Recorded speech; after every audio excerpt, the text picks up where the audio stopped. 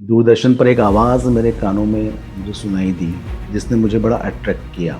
तबला वबला सब गायब है, किक्स और ये सब ज़्यादा चल रही है। आज यही प्रॉब्लम हो रहा है कि कोई फिल्म वाला गज़ल नहीं बना रहा है। ऑडियंस हमेशा से अच्छा म्यूजिक ही सुनना चाहता है। अरिजीत सिंह का एक आया है, फिर ले आया दिल। गानों में एक वॉयलेंस आ गया है। आज के म्यूजिक कंपोजर जो अच्छे हैं वो ऐसी चीज बना नहीं पा रहे। एक गाना हिट हो जाता है तब उसके पीछे पड़ जाते हैं कि इस तरह के गाना चाहिए। मैंने सीरियल किया था ढूंढ लेगी मंजिल हमें, स्टार वन का। गजल का एक अपना एक ऑडियंस है, पर्टिकुलर ऑडियंस है, क्रीम ऑडियंस। जगदीश साहब के शो में जाना एक प्राउड फील होता था। गजल के लिए एक पर्टिकुलर वॉइस होती है, आवाज होती है। सबसे पहली बात तो है कि अभी पेशेंस लेवल लोगों का बहुत कम हो गया है। आज के टाइम में गाने वाले ज्यादा हैं, सुनने वाले कम हैं। बहुत अच्छे शब्द को एक खराब कंपोजिशन बिगाड़ सकती है। निधि चौहान से भी गवाया है, श्रेया घोषाल जी ने भी गाया है मेरे लिए, ऋचा शर्मा जी ने गाया है, शान ने गाया है। तो उदित जी एक गाना है, तुम लोग मीका को 3-3 साढ़े 3 लाख रुपए देते हो, मैं नहीं गाऊंगा गाना। जो आपको चाहिए वो एक ही बार, पहली बार में वो फील देते हैं। पर्सनली मुझे नहीं लगता है कि कुमार सानू जी गजल के लिए, आप उनका गाना कोई भी गाना सुन लीजिए आपको सेम ही लगेगा। आतिफ ज्यादा अच्छा सिंगर है फील के मामले में। कि अरिजीत सिंह आतिफ असलम के ही गाने गा करके अरिजीत सिंह बने। Hello, welcome back to our podcast. आज के पॉडकास्ट में हम गजल इंडस्ट्री के बारे में जानने की कोशिश करेंगे। हम जानने की कोशिश करेंगे कि आज के दौर में बहुत सारे जॉनर है, including international music, rap music, और इस सारे जॉनर में गजल म्यूजिक कहाँ पे स्टैंड हो रहा है। और आज हमारे साथ है हर्ष व्यास, जो लास्ट 20 ईयर्स से गजल म्यूजिक में एक्टिव है, और उनसे जानेंगे हम गजल इंडस्ट्री के बारे में। So let's start to our podcast with beat pro student Harsh Vyas. Hi Harsh ji, कैसे हो आप? एकदम अच्छा हूँ सर, आप कैसे हैं? I am good. तो हम शुरू से जानना चाहेंगे आपकी जर्नी के बारे में। सबसे पहले तो मैं बीट प्रो म्यूजिक प्रोडक्शन का धन्यवाद अदा करता हूँ थैंक यू। कि उन्होंने जहाँ म्यूज़िक कंपनियाँ गज़ल से दूर भाग रही हैं, वहाँ गज़ल जैसे सब्जेक्ट पर आप चर्चा करने के लिए मुझे बुलाया है। और गज़ल जो है एक ऐसा सब्जेक्ट है जो बहुत ही एक डीप सब्जेक्ट है। और सब्जेक्ट क्या बोलेंगे, गज़ल सुनने वाले बहुत हैं लेकिन कंपनियाँ इनसे दूर भाग रही हैं। उस पर हम बाद में बात करेंगे। फ़िलहाल मेरी जर्नी में आपको बताता हूँ कि सबका इंटरेस्ट सुनने का एक टेस्ट अलग अलग होता है। तो शुरुआत में मुझे बचपन से ही पता नहीं क्यों ऐसे सोलफुल जो सॉन्ग्स होते थे, जो मेलोडी सॉन्ग होते थे, वो सुनने में बड़े अच्छे लगते थे। तो जब दूरदर्शन पर एक आवाज़ मेरे कानों में मुझे सुनाई दी, जिसने मुझे बड़ा अट्रैक्ट किया, तो मुझे नहीं पता था कि ये गज़ल है या गीत है या कौन सिंगर है। फिर 2-3 बार जब वो आवाज़ मेरे कानों में अलग अलग समय पे पड़ी, तब मैंने ढूंढना शुरू किया कि ये कौन है। तो उस समय किताबें मिला करती थी गानों की, तो बाज़ार से मैं एक बुक खरीद के लाया जिसमें उस फिल्म का नाम था और सिंगर का नाम था। तब मुझे पता चला कि ये जगजीत सिंह हैं। तो श्री जगजीत सिंह साहब की गज़लें फिर मैंने सुनना शुरू किया और धीरे धीरे गज़लों में इंटरेस्ट बढ़ता गया, क्योंकि उसमें एक पोइट्री होती है और संगीत भी बड़ा सोलफुल म्यूज़िक होता है, सूदिंग म्यूज़िक होता है। तो सुनने का इंटरेस्ट बढ़ता गया। तो इस तरह से गज़लों की तरफ आकर्षण मेरा बढ़ता गया। तब मुझे पता चला कि हाँ, ये गज़ल है, ये बॉलीवुड सॉन्ग से थोड़ा अलग है। फिर धीरे धीरे सुनने के साथ साथ सीखने का एक क्रम चालू हुआ। तो फिर क्लासिकल म्यूज़िक से सीखना शुरू किया। फिर क्लासिकल सीखते सीखते गज़ल को जो सुनते आ रहे थे गज़ल, फिर बहुत सारे गज़ल सिंगर्स जो मुझे अच्छे लगने लगे, जिनको मैं सुनता रहा, जिसमें उस्ताद अहमद हुसैन, मोहम्मद हुसैन की गज़लें बहुत सुनने लगा। फिर मैं बाद में फिर हरिहरन साहब की गज़ल, सब गज़लें सुनने लगा।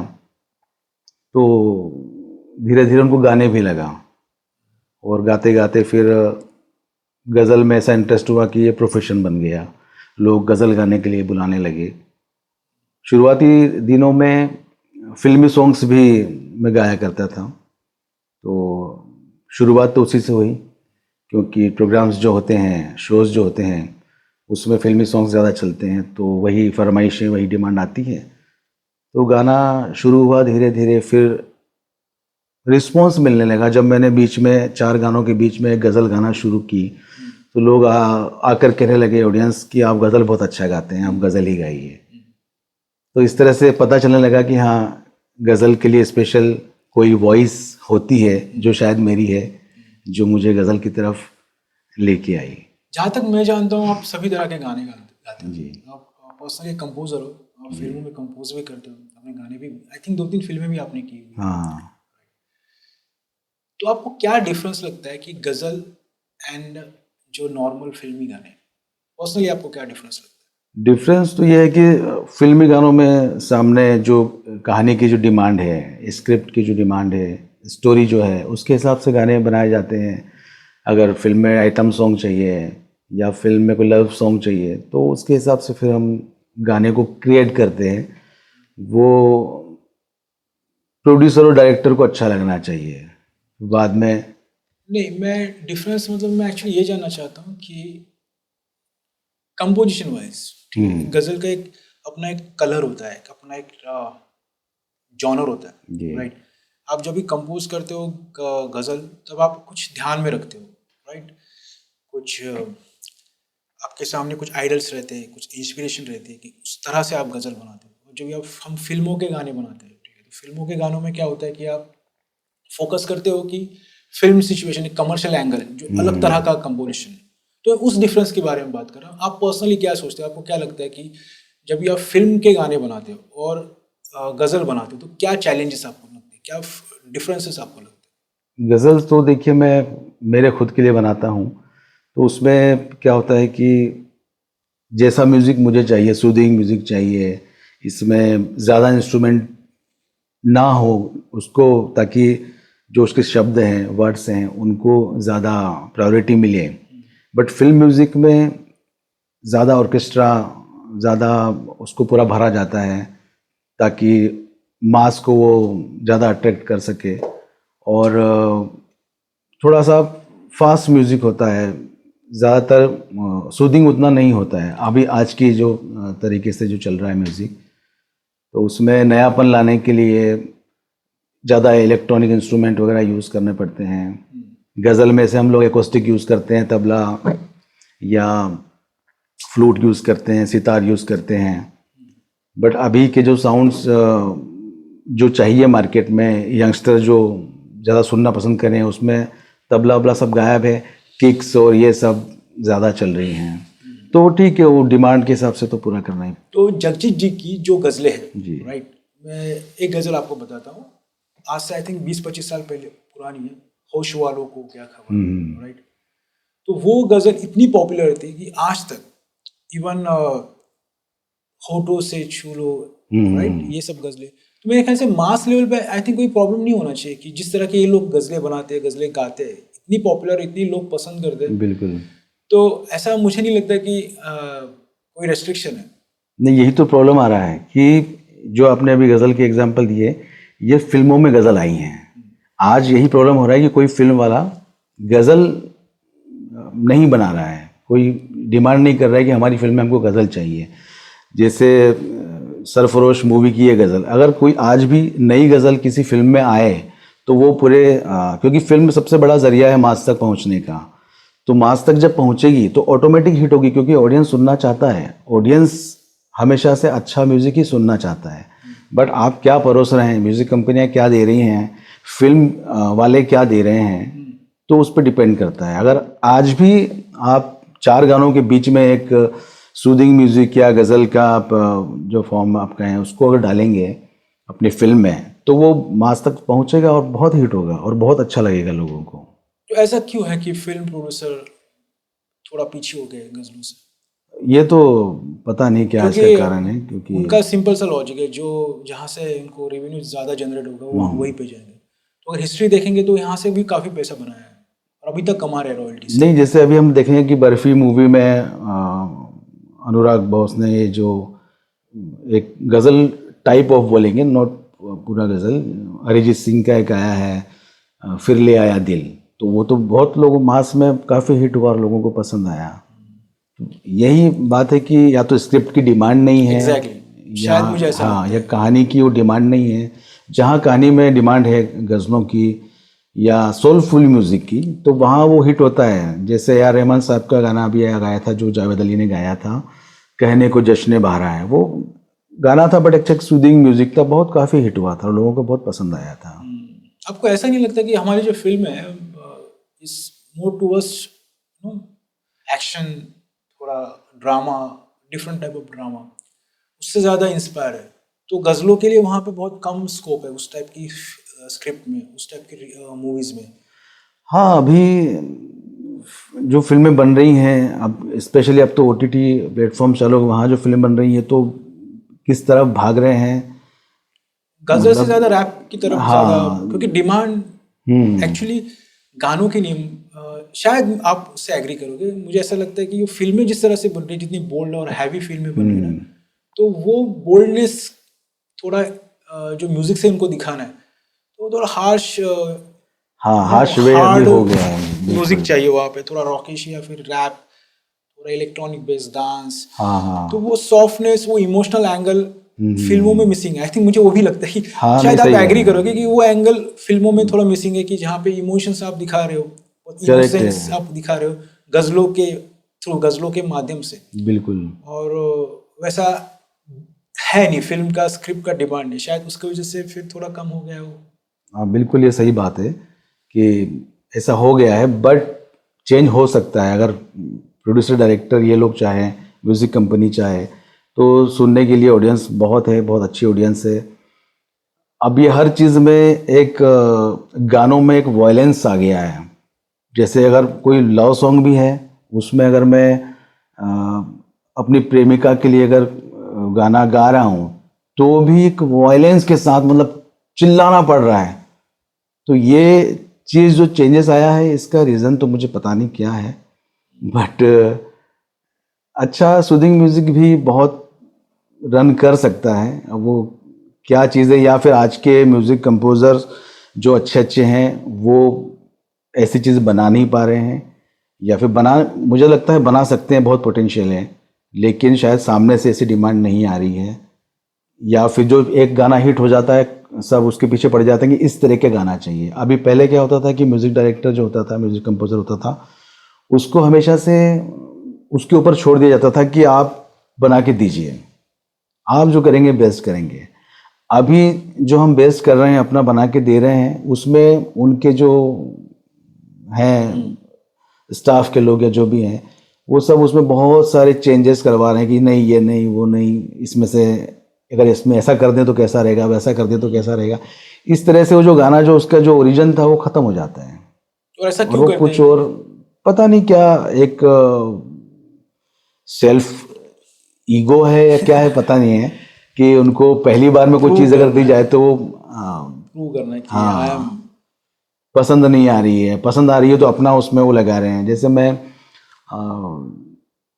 मैंने एक सीरियल किया था, ढूंढ लेगी मंजिल हमें, स्टार 1 का, उसमें बैकग्राउंड म्यूजिक मुझे करना था, तो वो मुझे प्रोडक्शन हाउस पूना लेके गया कि हम पूना में ही करेंगे, पूना में शूट करेंगे, आप वहाँ चलिए। हम गए, वहाँ पे पूरा सेटअप लगाया हमने, फिर उनका शूट वहीं होता था, सुबह और शाम रात को हमारे पास आता था वो किस में म्यूज़िक, तो हम करके और सुबह सुनाते थे प्रोड्यूसर को। तो बोलते थे कि नहीं ये हम नहीं हैं, ये म्यूज़िक नहीं चाहिए, फिर हम चेंज करते थे। फिर ऐसा करते करते जो उनको समझ में, जब उनके पास टाइम ख़त्म हो जाता है लास्ट कि अब, तो बस उस वक्त रुक जाते हैं कि हाँ ये बेस्ट है, बढ़िया है, वो दे देते हैं। तो मार्केट में तो चलने को कुछ भी चलता है, बट सोलफुल जो म्यूज़िक है वो हमेशा आप देखेंगे पुराने ज़माने से लेके आज तक अभी भी ऑडियंस उसको पसंद करती है, और मुझे लगता है करती रहेगी। आपने तकरीबन कितनी गज़लें बनाई है अब तक? रिलीज्ड मेरी गज़लें तो 10 या 12 गज़लें हैं।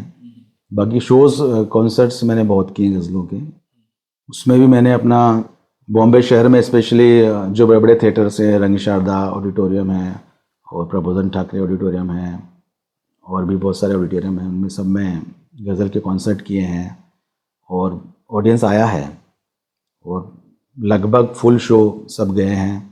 एक तो ऑडियंस ऐसे भी आए हैं गज़लों के दीवाने जो मैंने 10 साल पहले शो किया था, उसका टिकट लेके वो आफ्टर 10 ईयर मेरे पास आए थे कि देखिए हमने आपका 10 साल पहले ये शो देखा था, उसका टिकट उन्होंने दिखाया मुझे। तो है, दीवाने हैं। और गज़ल का एक अपना एक ऑडियंस है, पर्टिकुलर ऑडियंस है, क्रीम ऑडियंस है। मुझे सबसे अच्छी बात यही लगी थी जगजीत साहब की, कि जगजीत साहब के शो जब होते थे तो वहाँ जो ऑडियंस जाता था वो एक अलग ऑडियंस होता था। और जगजीत साहब के शो में जाना एक प्राउड फील होता था कि भाई हम तो जगजीत साहब के शो में गए हैं। लोगों के लिए, ऑडियंस का मैंने देखा है ऐसा, मतलब उनका ऐसा था कि जगजीत साहब का शो देखा है। तो एक जगजीत साहब ने ऐसा एक मकाम बनाया था गज़लों में, तो वहीं से तो मुझे इंस्पिरेशन मिला कि मुझे ये करना चाहिए। और गज़ल के लिए स्पेशली मुझे ऐसा लगता है कि हर कोई गज़ल नहीं गा सकता है। गज़ल के लिए एक पर्टिकुलर वॉइस होती है, कि आवाज़ होती है, तो वो आवाज़ तो गॉड गिफ्ट होती है। आप बहुत अच्छा गा सकते हैं, बहुत अच्छा क्लासिकल गा सकते हैं, बट आपकी आवाज़ में वो गाना सूट अगर नहीं कर रहा है, तो टच नहीं कर रहा है, तो गज़ल आप नहीं गा सकते हैं। मैंने आपकी लास्ट गज़ल सुनी, मैंने आपको कॉल करके बहुत आपकी तारीफ भी की हाँ थी। हाँ, बहुत ब्यूटीफुल। जरा एक लाइन सुना देंगे प्लीज? ये गज़ल मेरे यूट्यूब चैनल पर ही रिलीज़ हुई है। हर्ष व्यास नाम से यूट्यूब चैनल है। गज़ल का नाम है हर नशा। तो ये शाकिर शाह वारसी ने लिखी है।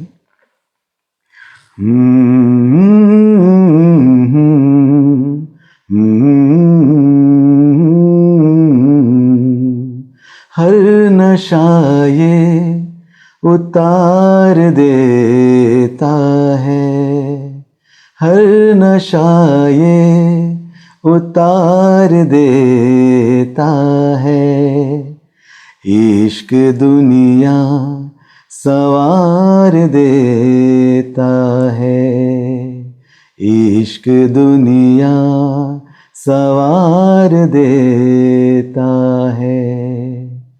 हमसे कहता है आईना यारों, हमसे कहता है आईना यारों, गम भी चेहरा निखार देता है, इश्क दुनिया संवार देता है। बहुत अच्छा, बहुत थैंक यू सो मच। मैं आपसे और एक बात जानना चाहता हूँ। जो गज़लें आप जिस तरह की गज़लें बना रहे हो, ठीक है, जिस तरह की ये गज़ल है, ये बहुत सॉफ्ट है, लाइट है, और वो गज़लें होती है जो क्लासिकल बेस्ड रहती है, इसमें बहुत सारी हरकतें होती है। तो क्या डिफरेंसेस है और क्या ऑडियंस किस तरह की गज़लें पसंद करती है? आज की जो ऑडियंस है वो, सबसे पहली बात तो है कि अभी पेशेंस लेवल लोगों का बहुत कम हो गया है। तो अभी हम जब गज़ल गाएं या गाते हैं तो ज़्यादा आलाप जो करते थे क्लासिकल, वो नहीं करते हैं, क्योंकि उतना लोगों में धैर्य शायद नहीं है अभी सुनने का। पहले के टाइम में जब मेहंदी हसन साहब गाते थे तो उस टाइम पे सुनने वाले लोग अच्छे थे, अच्छे अभी भी हैं सुनने वाले, बट पेशेंस लेवल बहुत था, लोगों का धैर्य था बहुत, सुनना अच्छा लगता था। गाने वाले बहुत कम थे, सुनने वाले बहुत ज़्यादा थे। आज के टाइम में गाने वाले ज़्यादा हैं, सुनने वाले कम हैं। तो अभी लोगों का सुनने का थोड़ा सा धैर्य जो कम हो गया है, क्योंकि उनको कम टाइम में अच्छी चीज़ चाहिए। तो हम बहुत ज़्यादा अगर आधा घंटे तक आलाप या गायकी बताते रहें, बहुत से सिंगर अभी करते हैं कि बस एक बार चालू हुए तो सीधा राग में खेल रहे हैं, क्लासिकल बता रहे हैं। तो क्लासिकल गाना है तो फिर क्लासिकल का प्रोग्राम कीजिए। आप गाने बैठे हैं तो पता ही है कि भाई आप बहुत अच्छा गाते होंगे, तभी आप इस मंच पे बैठे हैं या आप प्रेजेंट कर रहे हैं चीज़ को। तो जो पोइट्री है, जो गज़ल शब्द जो कहना चाह रहे हैं, वो कहने के लिए ही तो गज़ल गाई जा रही है या कोई गीत गाया जा रहा है। तो दोनों का एक मिश्रण है कि बहुत अच्छी शब्द हैं, बहुत अच्छा कंपोजिशन है, संगीत है, उन तीनों का एक मिश्रण आके फिर एक गज़ल बनती है। तो वो प्रेजेंट करना आना चाहिए। गज़ल में सबसे इम्पोर्टेंट ये है कि बात जो कहना चाह रहा है शायर, उसको अब ऑडियंस के दिलों तक पहुंचाएं अपनी गायकी के थ्रू। तो ज़्यादा मुझे नहीं लगता है कि बहुत गायकी या क्लासिकल अंदाज दिखाने की ज़रूरत है। तो एक बहुत सिंपल वे में, जैसे जगजीत साहब ने बहुत सुंदर सुंदर गज़लें गाई हैं, एकदम इजी वे में लोगों तक पहुंचाई हैं, क्योंकि बहुत आसान उन्होंने कर दिया था गज़ल को। तो इसलिए मुझे ऐसा लगता है कि ज़्यादा क्लासिकल, हाँ लाइव शो को ऐसा है, आपको पता है कि लाइव शो में आप गाने बैठे हैं, सामने सुनने वाले क्लासिकल सुनने वाले हैं, तो आप वहाँ पे आप खेल सकते हैं जो आपको खेलना है गायकी में। तो गज़ल में आप मुझे बताइए, गज़ल में बोल के क्या इंपॉर्टेंस होते हैं, लिरिक्स के क्या इंपॉर्टेंस होते हैं और धुन के क्या इंपॉर्टेंस होते हैं? सबसे ज़्यादा तो गज़लों में बोल के ही इम्पोर्टेंस है, क्योंकि उसी लिए तो गज़ल कही जा रही है। तो गज़ल जो है वो एक दो लवर्स के बीच में एक बातचीत है, या आप किसी से गॉड से भी कनेक्ट कर सकते हैं। और गज़ल जो है वो शब्दों के थ्रू आपके दिल में उतर रही है। उसके बाद में फिर कंपोजिशन बहुत मायने रखती है। लेकिन ऐसा भी होता है कि बहुत अच्छे शब्द को एक खराब कंपोजिशन उसको बिगाड़ सकती है। यही पूछना चाहता था। हाँ, अगर वो कंपोजिशन कितना मैटर करता है बोल के साथ? बहुत मैटर करता है, क्योंकि बोल जो है, जो बोल कहना चाह रहे हैं, जो लाइन है, वो अगर सही उसको संगीत मिलेगा तभी वो निखर के आएगी। वाइस वर्सा, अगर हाँ, धुन अच्छी है और अगर शब्द अच्छे नहीं होंगे तो भी नहीं होगा। हाँ बिल्कुल, और दोनों चीजें अच्छी है और आवाज अच्छी नहीं होगी तो भी खराब हो जाएगा। सबका इक्वली कंट्रीब्यूशन है गजल की। बिल्कुल, ठीक है। और अगर किसी गजल को आप ज्यादा क्लासिकली आप उसको प्रेजेंट करते हो तो आई थिंक उतना अप्रिशिएट होता है, उतनी लोगों को गजल पसंद आती है? नहीं होता है। मैंने बहुत सारी गज़लें ऐसी सुनी हैं जो बहुत ज़्यादा उसमें क्लासिकल अंदाज है, तो शब्द मर गए, फिर गायकी आ गई है। यूट्यूब में देखता हूँ, मैं गज़लें सुनता हूँ मैं भी, पर मैंने देखी हुई है ऐसी गज़लें जो क्लासिकली काफ़ी बहुत क्लासिकल म्यूजिक यूज़ किया, बहुत आला, बहुत हरकत है। हाँ, और पता नहीं सुनने का मन नहीं करता। मैं थोड़ा एक दो मिनट भी शायद से सुन पाऊँ। जगजीत सिंह जी क्यों लोगों के जहन में, दिलों में, दिमाग में क्यों उतर गए? इसीलिए कि उन्होंने गायकी तो उनकी बहुत खतरनाक थी। खतरनाक मतलब बहुत क्लासिकल भी बहुत अच्छा गाते थे वो। उनके आपने क्लासिकल भी कुछ सुने होंगे, छोटे ख्याल शोज में गाए उन्होंने। लेकिन वो अपनी उन चीज़ों को इसके अंदर नहीं डालते थे। जो वो गाना बना रहे हैं, कोई एल्बम बना रहे हैं, तो वो बहुत सिंपल वे में, ताकि आम आदमी, एक नीचे से लेके ऊपर तक का आदमी, हर वर्ग उसको पसंद करे। तो ऐसी चीज़ें जब पेश करेंगे तो डेफिनेटली सबको पसंद आएगी। अब अपनी आवाज़ के अलावा और किन सिंगर को आप समझते हो कि आपको गवाना चाहिए एज ए सिंगर आपके कंपोजिशन के लिए? मेरी कंपोजिशंस के लिए तो मैंने जिन लोगों से गवाया है वो तो सामने डिमांड थी कि इंडियन प्लेबैक सिंगर से गवाना है, या फिर जो मार्केट के प्लेबैक सिंगर है उनसे गवाना है। तो मैंने तो सुनिधि चौहान से भी गवाया है, श्रेया घोषाल जी ने भी गाया है मेरे लिए, ऋचा शर्मा जी ने गाया है, शान ने गाया है, उदित जी ने तो 3-4 गाने गाए मेरे, और मधुश्री जी ने गाया है। अभी रिसेंटली अनूप जलोटा जी ने भजन रिकॉर्ड किया है मेरे लिए, और जावेद अली जी ने 2-3 गाने गाए हैं मेरे। तो प्लेबैक सिंगर ने लगभग सभी ने गाया है। अरिजीत सिंह से भी एक मुलाकात हुई थी मेरी, तो पर वो प्रोड्यूसर को जब मेरी मुलाकात हुई थी, जब अरिजीत का ये सॉन्ग नहीं आया था मार्केट में, आशिकी फिल्म का। हाँ, ये 2000 मेरे ख्याल से 12 के पहले की बात। हाँ, तो स्टूडियो में मुलाकात हुई थी। शांतनु दादा वहाँ पर रिकॉर्डिस्ट थे, तो उनसे मिलने शायद वो आया था। तो उन्होंने अपना इंट्रोडक्शन दिया था कि मेरी फिल्म आने वाली है अभी, और एक ऐसा है। तो प्रोड्यूसर वहीं बैठे हुए थे, हमने उनको वहीं पे सुनाया गाना। तो उन्होंने कहा ठीक है, बताते हैं आपको हम लोग। आप हर सिंगर के बारे में थोड़ा थोड़ा अपना एक एक्सपीरियंस बताइए जब आपने उनको रिकॉर्ड किया। मुझे सबसे ज़्यादा अच्छा काम करने में लगा, जैसे उदित जी के साथ जब मैंने काम किया, तो उदित नारायण जी का जो फील आता है एक गाने में, मतलब फील के मामले में वो नंबर 1 है मुझे लगता है। मतलब वो जो गाना गाते हैं उसमें जो फील देते हैं, वो शायद मुझे बहुत टच किया उसने। हालांकि उनसे बाकी पर्सनल चीज़ें हैं वो अलग हैं, कि उनको फ़ोन लगाऊं अगर, तो उदित जी एक गाना है, किसका है, कौन, क्या बजट है, तो बजट पे हम लोग बात करते हैं, बोले नहीं नहीं नहीं नहीं इतने कम में नहीं आऊँगा। और फिर बोलता हूँ कि थोड़ा सा कर लीजिए प्लीज़, ऐसा ऐसा है, फिल्म का गाना है। अच्छा फिल्म का गाना है, ठीक है ठीक है। आते हैं, फिर वो आके सबके साथ मिलके जिसको जानते नहीं है उसको भी अरे क्या बात है, आइए आइए आइए, ऐसा उनका बड़ा एक अंदाज है एक। अच्छा। हाँ, एक बार उन्होंने घर पे बुला लिया कि व्यास जी आपका कौन सा गाना है वो लेके आप घर पे आ जाइए। तो मैं कहा ठीक है सर मैं आ जाता हूँ। उनके घर गया मैं, यही सब टीवी के पास में जो उनकी बिल्डिंग थी उसमें। तो घर पे गए तो अंदर शायद इनकम टैक्स वाले कुछ कर रहे थे बैठ के लोग, तो बोले बैठिए मैं 5 मिनट मुझे दीजिए। फिर वो उनके यहाँ जो था बोले चाय बनाइए। तो वो चाय बनाने अंदर गया, हमको 1 घंटा हो गया बैठे बैठे, चाय आई नहीं। फिर उदित जी आए, फिर उन्होंने सुना गाना, बोले बहुत बढ़िया कल रिकॉर्ड करते हैं, ऐसा ऐसा है। फिर आए रिकॉर्डिंग किया, वो गाना हो गया। फिर एक दिन 2-4 महीनों 6 महीनों के बाद में ऐड कुछ आया था मेरे पास, तो मैंने उनको फ़ोन किया कि सर, तो वो थोड़ा सा अजीब कुछ बिहेव करते हैं कभी कभी, वो क्यों करते हैं मुझे आज तक पता नहीं चला। अजीब मतलब जैसे फ़ोन उठाएंगे तो बोले हाँ, मैंने कहा सर हर्ष व्यास बोल रहा हूँ म्यूजिक कंपोजर। अच्छा व्यास जी कैसे हैं सब, बिहार में कैसे हैं? अरे मैंने कहा सर बिहार से नहीं, मैं यहीं से बोल रहा हूँ। अच्छा वो उदित जी तो नहीं है। मैंने कहा सर म्यूजिक कंपोजर हूँ, आपने गाया था मेरे लिए अभी कुछ टाइम पहले। तो अच्छा व्यास जी, हाँ बोलिए। मतलब ऐसा कुछ पता नहीं क्या उनका पहले चलता बोलते है। मैं उदित जी हाँ वो बोलते हैं मैं उदित जी नहीं हूँ, मतलब उदित नारायण नहीं है। अच्छा। तो हो सकता है कोई ऐसा अननोन कॉल्स बहुत आते होंगे उनको, कोई भी रीज़न हो सकता है उसका।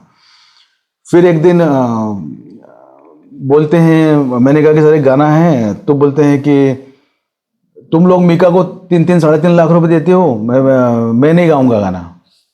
अरे मैंने कहा सर वो बड़ा काम नहीं है, छोटा सा काम है। तो बोले कि 1 लाख रुपए लूंगा। मैंने कहा ठीक है सर आ जाइए, क्योंकि मुझे क्लाइंट ने पहले ही बोल दिया था कि हमारा इतना बजट है। तो वो जो बजट क्लाइंट ने बोला था उसके अंदर ही था वो। ठीक है सर आ जाइए। तो फिर उदित जी ने स्टूडियो में कंफर्म किया कि ऐसा कुछ रिकॉर्डिंग है क्या। तो वो LM स्टूडियो में रिकॉर्डिंग कर रहे थे हम लोग। तो कहा कि हाँ हर्ष व्यास की बुकिंग तो है स्टूडियो की। तो फिर उन्होंने कहा ठीक है। फिर मुझे फ़ोन किया कि हाँ हर्ष जी मैं शाम को 4 बजे आ रहा हूँ। मैं कहा बिल्कुल सर आइए। फिर उन्होंने गाना गाया और रिकॉर्डिंग हो गया। एक सूटकेस भी साथ में लेके चलते हैं हमेशा वो। वो क्या होता है उसमें मुझे आज तक पता नहीं है। हमेशा बढ़िया सा छोटा सा ब्रीफकेस लेके आते हैं। अच्छा। और उस पर ही गाना सब लिखते हैं। सब वीडियो है मेरे पास में। मैं जब भी रिकॉर्डिंग करता हूँ तो वीडियो शूट भी करता हूँ। अच्छा। सारे वीडियोस हैं मेरे पास में, मेरे यूट्यूब चैनल पे डले हुए भी हैं कुछ तो उसमें से। हाँ तो सूटकेस लेके वो हमेशा आते हैं। वो सूटकेस में क्या होता है पता नहीं है। तो उसमें से बढ़िया खोलते हैं, फिर वो कुछ एक आध पेपर निकालते हैं, अच्छे से गाना आना, लेकिन इत्मीनान से बैठते हैं। उदित जी की एक बहुत बढ़िया बात है कि इत्मीनान से बैठ के लिखेंगे गाने को, सुनते हैं स्टूडियो में, समझते हैं पूरा, और उसके बाद में फिर गाते हैं। और जब गाने जाते हैं तो मतलब फील जो है, जो आपको चाहिए वो एक ही बार पहली बार में वो फील देते हैं। वो कैसे देते हैं मुझे पता नहीं है। और जो कुछ नोट ऐसे होते हैं बहुत हाई नोट जा रहा है, तो उसको बड़े टेक्निकली वो वहां ना जाते हुए यहाँ से उठा के वहां लेके जाते हैं। तो वो मुझे एक अंदाज उनसे सीखने को भी मिला बहुत, कि जब प्लेबैक सिंगर्स गाते हैं तो वो किस तरीके से गाते हैं, हमको भी सीखने को मिलता है। तो उदित जी के साथ आपने जो गाने किए वो गजल किए या नहीं, गजल नहीं की, वो फिल्म के सॉन्ग थे। उदित जी के साथ मैंने पहले 2 गाने किए थे फिल्म के, उसके बाद एक गाना बाद में किया था, फिर एक गाना कुछ सालों बाद कोई जिंगल था, वो जिंगल किया था हमने। अगर आप गजल गाना गवाना चाहोगे उदित जी के साथ तो क्या लगता है आपको, कैसे वो गाएंगे? वो गाएंगे तो बहुत अच्छा गजल, लेकिन गजल थोड़ी सी अलग चीज़ मुझे लगती है। मतलब उदित जी क्या है ना, इवन सोनू निगम भी वो गज़ल को शायद उतना अच्छा नहीं गा पाए। अच्छा। हाँ, मतलब गज़ल के लिए जैसे रूप कुमार राठौर हैं, रूप कुमार राठौर जी गज़ल सूट करता है उनके वॉइस पे, तो वॉइस पे सूट करना आना चाहिए। तो बहुत अच्छा सिंगर हो और उसकी आवाज़ में गज़ल अच्छी लगे ये ज़रूरी नहीं है। इसीलिए पंकज उधास साहब क्यों चले गज़ल में, क्योंकि उनकी वॉइस पे वो सूट करता था।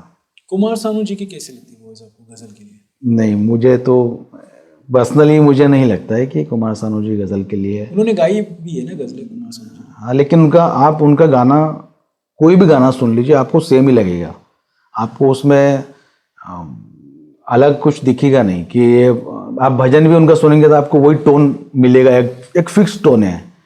आप गज़ल सुनेंगे या आप उनका फास्ट सॉन्ग सुनेंगे, स्लो सॉन्ग सुनेंगे, सब में आपको एक फिक्स टोन सुनने को मिलेगा, आपको वेरिएशन नहीं मिल पाएगा, मुझे ऐसा लगता है। तो आपके ख्याल से कौन गजल के लिए अच्छे सिंगर्स है आज की तारीख में तो अरिजीत सिंह तो गा सकते हैं गज़ल, क्योंकि उनकी वॉइस में सूट करता है सब, और सूट से ज़्यादा उसको निभा जाते हैं वो। आतिफ कैसा लगता है आपको गजल के लिए? आतिफ ज़्यादा अच्छा सिंगर है फील के मामले में, और बट सुरों वो के थोड़ा मामले सा में?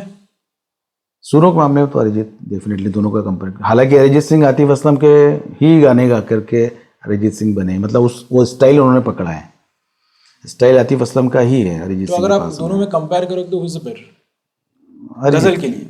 गज़ल के लिए अरिजीत सिंह बेटर है। अरिजीत सिंह ने गज़ल गाई भी थी बीच में। अगर आतिफ से गवाना होगा आपको गजल तो आपको आप क्या कहोगे? आप कितने कंफर्टेबल हो? नहीं, मैं तो बिल्कुल कंफर्टेबल नहीं हूँ। और क्या रीजन है उसका? उनका जोनर अलग है, वो गज़ल वाला जोनर है नहीं, राइट। क्योंकि वो यहाँ से पिच यहाँ से शुरू होता है और सीधे एक ऐसा यहाँ पे लेके जाते हैं, तो गज़ल का स्टाइल ही वाला नहीं है। एक्चुअली स्टाइल बदल गया ना अभी, तो गज़ल का स्टाइल अलग है, तो उस स्टाइल में ये सूट नहीं करते। स्टाइल बदल गया इन द सेंस क्या? जैसे अभी कोई भी गाना होगा मान लो, तो गज़ल क्या होता है, एक सूदिंग मूड में चलती है कि यहाँ से उठी है अभी तो धीरे धीरे धीरे यहाँ तक गई है। अभी के जो सॉन्ग्स जो ये लोग गाते हैं, आतिफ असलम हो गया या जो भी नए सिंगर्स हैं, तो ये यहाँ से जैसे चल रहा है और अचानक से आप देखेंगे कि उस नोट पे पहुंच गए हैं, ये वहाँ सीधा पहुंच जाते हैं, तो वो स्टाइल अलग है अभी।